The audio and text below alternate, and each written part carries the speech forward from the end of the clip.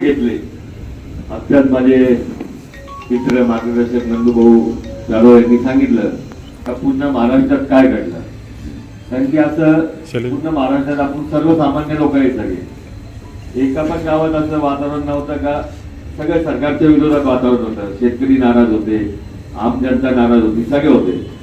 पण जे घडलं आज आपण गेल्या 1.5 महिन्यापासून निवडणुकीच्या फिरत होतो, पण बघितलं का कुठल्याच गावात असं नव्हतं का लोक स्वतःहून येत होते जात होते. पण अचानक निकालात काय झालं म्हणजे ते जे आपले जवळचे गाव आहे तिथे होऊच शकत नाही असं तिथे पण आपण मायनस झालो. म्हणजे जे घरचे लोक आहे घरचे काही ना काही असेल त्याचा आपण एक शोध करू. पण सगळ्या कार्यकर्त्यांना माझी विनंती आहे, सगळ्या माझ्या मित्रांना विनंती आहे का नाराज कोणी होऊ नका. ही लढाई आहे, लढाई हारलो जिंकलो चालत राहतं. आपल्याला लढायचं आहे. आता पुढच्या निवडणुका सगळ्या तुमच्या आहेत. नगरपालिका आहे, ग्रामपंचायत 1 वर्षानंतर.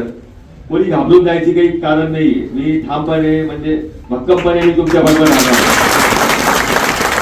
उद्यापासून वादविवाद कोणाची घालू नका. आपलं आपलं काम चालू ठेवा. बरोबर आहे का नाही वागेल सर? आपलं आपलं काम करा, लोकांशी चांगलं बोला, लोकांचे सर्वसामान्यांचे काम करा. ईश्वर पण बघत असतो काय खोटं आहे काय खरं आहे. म्हणून वाद टाकायची नाही, सर्वांनी शांत राहायचं, कोणी नाराज व्हायचं नाही. म्हणजे उद्यापासून परत आपल्याला सुरुवात करायची आहे. आपल्याला काही पळून मैदान सोडून पळून जाणारे आपण लोक नाहीये. आपल्याला मैदानातच जिंकणं हारणं हे आयुष्यात चालूच असतं.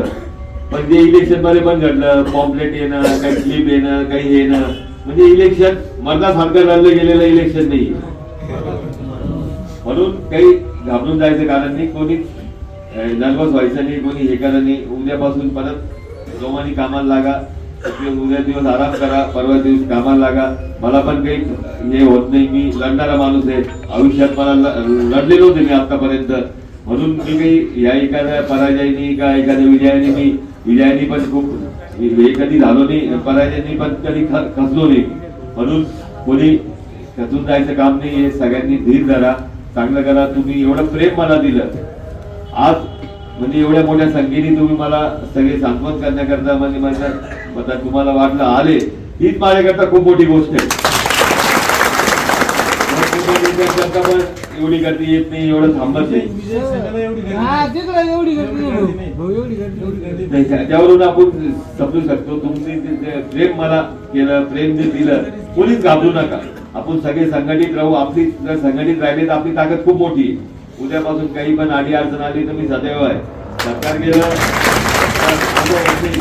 सर्वसामान्य काही कायदा आहे काही आहे म्हणून कोणीच कोणत्या गोष्टीचं करू नका. 2-3 दिवस करतील ते एडेच आहे समोरचे लोक करू देतात. संयम बागा. आपल्याला परत लढायचंय, परत जिंकायचंय, सगळ्या गोष्टी आहे. म्हणून आपल्याला सगळ्यांना विनंती का संयम राखा, तुम्ही शांतता राखा. कारण की आयुष्यात हे घटना होतच राहतात. म्हणून सगळ्यांनी संयम पाळावे. व आपण सगळ्यांनी एवढं मोठं प्रेम दिलं. आज 2 तासाहून मी खरं म्हणजे 6 वाजता येणार होतो, पण मी लांब होतो, थोडं यायला थोडं मला उशीर झालं. त्याबद्दल सगळ्यांचे मी दिलगिरी व्यक्त करतो. एवढं प्रेम तुम्ही मला दिलं. आयुष्यात या प्रेमापेक्षा मला तो विजय पण झाला असता, पण तुमचा हा प्रेम माझ्यापेक्षा विजयापेक्षा प्रेम माझ्यापेक्षा मोठं. सगळ्यांनी खूप मेहनत घेतली. स्वतः उमेदवार आहे म्हणून असं कष्ट घेतले. समोरची शक्ती, सगळी शक्ती आपल्यापेक्षा खूप जास्त होती, पण सगळ्या गोष्टी होती. पण तुम्ही स्वतः उमेदवार होऊन दम धरून तुम्ही जे मेहनत घेतली. आज जे मतदान आपल्याला कमी मतदान 90-95 हजार माझ्यासारख्या सामान्याला मतदान भेटणं ही पण तुमच्या सगळ्यांमुळे मला एवढं मतदान भेटलेलं आहे. माझ्यासारख्या सामान्य माणसाला कमी सत्तेतला नाही, माझ्या घराण्यात काही राजकारण नाहीये. मी तुमच्याकडे राहणारा माणूस आहे, 24 तास लोकांमध्ये राहणार आहे. तुमच्या मेहनतीमुळे मला एवढं मतदान भेटलं, ते पण माझ्याकरता खूप मोठी गोष्ट आहे. म्हणून कोणी हे नाही व्हायचं, नाराज नाही व्हायचं. उद्यापासून काम करा. मी तुम्हाला नाराज दिसलो का?